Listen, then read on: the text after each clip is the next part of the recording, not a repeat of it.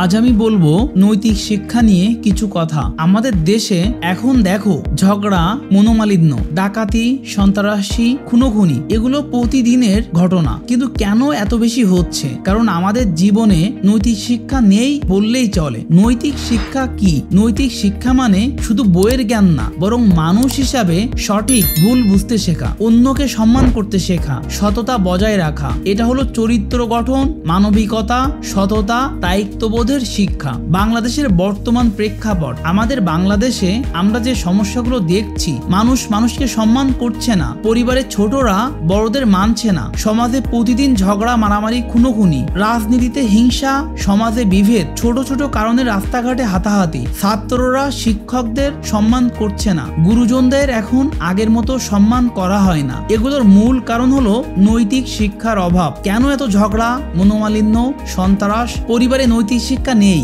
বাবা মা ব্যস্ত, বাচ্চারা মোবাইলে ঢুকে থাকে, স্কুলে শুধু রেজাল্টমুখী শিক্ষা, নৈতিক শিক্ষার গুরুত্ব পায় না, বা কারিকুলামে নৈতিক শিক্ষার উপরে কোনো ফোকাস নেই। এগুলা নিয়ে আমার নেক্সট ভিডিওগুলা ইন ডিটেলসে আসবে। সমাজে নেতিবাচক role model, TV, social media এগুলাই হিংসা, লোভ, অন্যায় বেশি দেখা যায়। অর্থের লোভ, মানুষ মনে করে টাকা থাকলেই সবকিছু, তাই অপরাধে জড়িয়ে যায়। ধর্মীয় মূল্যবোধ খুব দুর্বল। ইসলাম, হিন্দু, বৌদ্ধ সব ধর্মেই নৈতিকতা শিক্ষা আছে, কিন্তু আমরা সেটা চর্চা করি না, ভুলে যাচ্ছি প্রতিনিয়ত। নৈতিক শিক্ষা না থাকলে কি হয়? সমাজে বিশৃঙ্খলা বাড়ে, মানুষ একে অপরকে প্রতারিত করে, ডাকাতি, সন্ত্রাস, মাদক এগুলো নিয়মিত বেড়ে যায়, তরুণ প্রজন্ম পথ হারায়। নৈতিক শিক্ষা থাকলে কি হবে? পরিবারে শান্তি আসবে, সমাজে সহমর্মিতা বাড়বে, দুর্নীতি কমবে, ঝগড়া কমে যাবে, মানুষ একে অপরকে সম্মান করবে, তরুণ প্রজন্ম সঠিক পথে হাঁটবে। বাংলাদেশের প্রেক্ষাপটে নৈতিক শিক্ষা পুরো সবার প্রথমে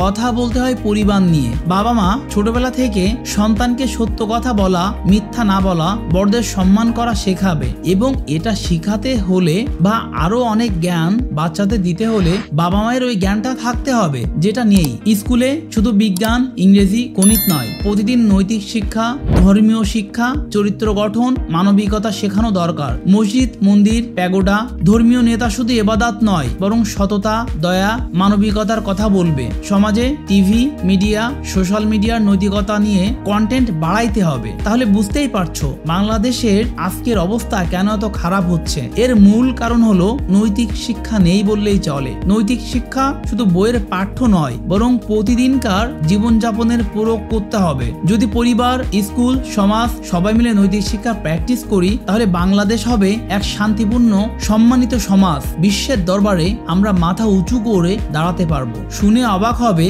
বাংলাদেশকে কত ছোট ভাবে উন্নত কান্ট্রিগুলো নেয়। এগুলো নিয়ে ফিউচারে কথা বলবো, প্রমাণ দিব, মিথ্যা বলছি না কল্পনা থেকে। দেখা হচ্ছে পরের কোনো ভিডিওতে। আল্লাহ হাফেজ।